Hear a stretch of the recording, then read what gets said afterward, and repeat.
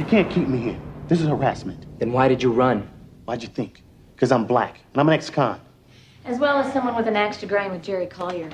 I don't know what you're talking about, lady. Nice try, Ted. But we've got you on tape getting in Collier's face right after his press conference. And something tells me it wasn't to thank him for winning that big police harassment case for you. Oh, some win. Look, I'm the one who got my ribs broken by the cops, for which I received a lousy 20 grand. That's after Jerry took his 70%. Well, I guess watchdogs of truth and guardians of civil rights don't come cheap these days. So you told him you wanted a bigger cut, or you'd make sure that he wouldn't live long enough to enjoy it. No, that's not true. Then what? Look, I was angry. That's all. Mad enough to kill him? Yes. No. Well, which is it? Excuse me, Sergeant.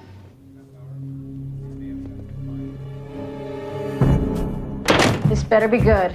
Well, they found the murder weapon, and you won't believe at whose house.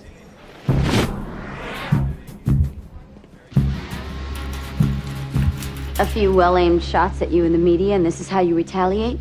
You obviously don't realize how serious this is. For starters, we have your fingerprints all over Mr. Collier's love nest. That's not what it was.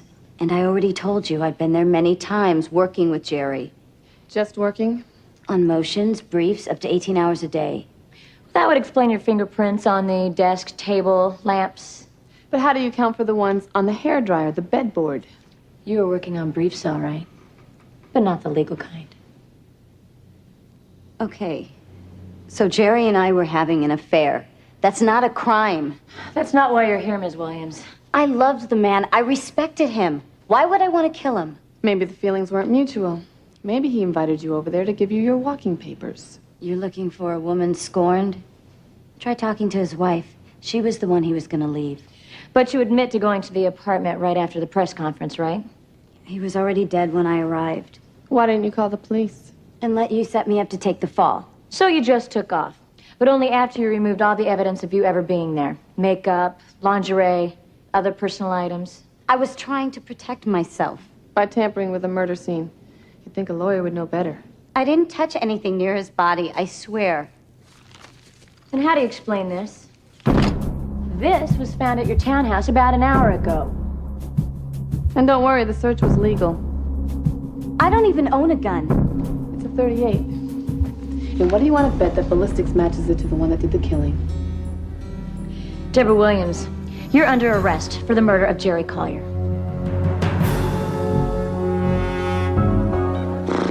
What a day. Yeah, I can't wait till it's over. Hey, Chuck. Yeah, it's Mom. I was thinking maybe we could do it someplace more private, like my place, around 8. Okay, great. Somebody's got a hot day. Hardly. I'm working background checks on my dead pool candidates. Look, when they die, okay? There's nothing you can do to help them along. Yeah, but Chuck works at medical records for Cedars-Sinai. I am working on next year's list. Hey, wait a minute. That's cheating. Turning you in. To who? The dead pool police? See ya. That little tramp said what? Are you still denying that you know about it? My husband was a good man, Sergeant McNamara. But as you yourself reminded me, he's still a man. He wasn't perfect. Well, I don't know if I'd be so forgiving if you were my husband. Sometimes love makes you do things you never thought you would. Like murder? Like forgive. If you must know, Deborah wasn't the first. In fact, Jerry told me the day before he was killed that he'd grown tired of her. That he intended to break it off. She's lying through her teeth. And I should believe you. Why? Because Jerry gave me this the day before he was murdered. Does that look like a man who's about to leave his girlfriend for his wife?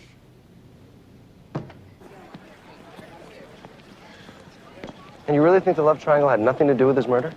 Only in the sense that it brought him to the apartment. Well, why the long face? You've still got a suspect in custody. Yeah, one I actually think is innocent. But the gun. You know, Deborah may be a complicated woman, but she's not stupid. I mean, there's no way she would have kept it. So it was a plant. And if it turns out it was somebody on the force, you make the 92 riots look like a backdoor barbecue. Yeah, well, don't look now, but I think someone just poured gasoline on that barbecue. Yes. Deborah Williams is under arrest for the murder of Jerry Collier. Of course, Miss Williams is innocent until proven guilty. But what I'm happy to say is that thanks to the fine police work of Sergeant Cory McNamara and her team, this case has been brought to a speedy conclusion. Thank you. Questions? Remind me to put the chief on my Deadpool list. Why? So I'm gonna strangle him.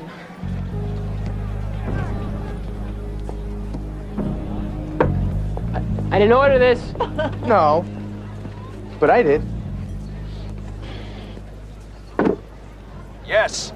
Deborah Williams is under arrest for the murder of Jerry Collier. Didn't I tell you from the beginning? All you gotta do is hang tough. Yeah, but No buts allowed. Happy to say. Look, with Collier and his little bitch out of the way, our troubles are over. Drink up. We're celebrating. How come I'm still here? I should have been transferred last night. We still have evidence against you, remember? The gun was a plant. Probably. You know, if there's anything I've learned from being a cop, it's to trust my instincts. And my instincts tell me that you're not the killer. How do I help you prove that? Well, you can start by telling me about the case against Fields and Turk. Who was the surprise witness Jerry was talking about at the press conference? He never told me. Jerry knew it was a no-win case. Could have been bluffing. Wouldn't have been the first time. Are you saying that there might not have been a witness at all? Don't be so naive. Jerry was the ultimate spin meister. Hell, I've seen him win with less than this. How could he have proceeded to trial without a witness? Jerry did this all the time. He'd pump all this smoke into the circus tent, string out the civil trial, then when everyone was waiting for the appearance of the so-called surprise witness. And the department ups a settlement and gets rid of the whole thing. And as soon as they got a big enough number, say 5 million, Jerry'd settle. Pull the plug. What is all this rhetoric about never settling? I mean, a victory for the people. Jerry would wave that check in the air and proclaim that piece of paper was nothing less than the police department's admission of guilt. Well, what if the cops were innocent? They could just as easily have been guilty. The ends justify the means. So if Jerry was bluffing, somebody called it and he's dead because of it. Only question now is there really a witness? Wait, where are you going? To play a little high-stakes poker. Don't worry, I'm getting you released.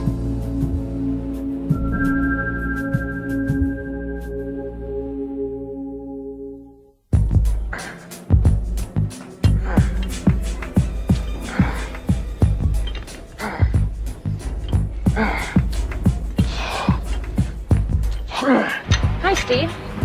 Remember me? I'm busy. I just want to ask you a few questions. I already talked to Bobby Cruz. But we didn't get very far now, did we? Besides, I'm not here about the Collier murder. You not? No, I want to talk to you about the night Angel Jackson died. I've been through this 1,000 times. Humor me. It went down like we said. We chased him to the end of the pier. When I drew on the kid, he knocked the gun out of my hand and went after me. Mike jumped in to defend me. Then either he panicked or he was trying to escape, because next thing I knew, he jumped. Coroner said he hit his head, and that's why he drowned. Anyway, that's what happened. Can I get up now? You know, that's a really good story. But I have a better one. Like you said, you chased him down the pier. He knocked your gun away. He went after you. But then Mike jumped in. Then it was 2 against 1. Angel was strong, but not strong enough. You knocked him down. You started kicking him. I mean, what the hell? He was already battered from the carjacked victim. Then maybe it was frustration. Maybe it was anger. Maybe it was all those feelings that we have that we can't act on. But you reached down, you picked him up, and you threw him over the railing. No, do it! No! Maybe you didn't mean for him to drown. Maybe you just wanted to cool him off a bit. But the result was the same. He died because of your actions. It's a great story, Sarge. Make a great TV movie. Unfortunately, it's total fiction. I don't think so. Then why don't you go and prove it?